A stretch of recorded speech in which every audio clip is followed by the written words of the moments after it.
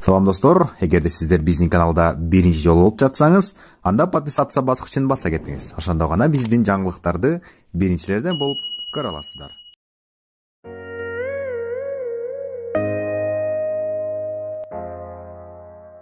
Вице-премьер-министр Жеңиш Разаков шпионбу?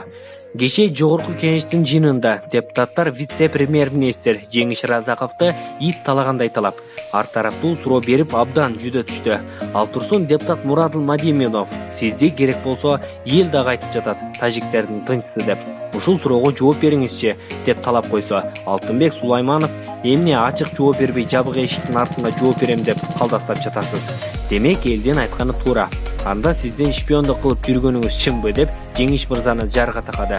Жеңиш мырза тентек кылып энесинин тил уккан баладай эч нерсе жооп бере алган жок. Бул иште УКМК териштирме болду. Айткандай, Жеңиш мырза Баткенге барганда карапайым калктагы сен тынчысың, шпионсуң деп айткан кептери кандайдыр бир бүдөмүк ойду пайда кылып келет. Бул окуя илгерки немистерге сатылган шпиондорду элесин бергенсип да кетти. Бирок Жеңиш мырзага андай жаман жорукту ыраа көрбөй туралычы. Кантсе да эл тагдырын чечип, барандуу кызматтын креслосун кучактап олтурбайбы? Деги элдин оозун ким тыйыптыр?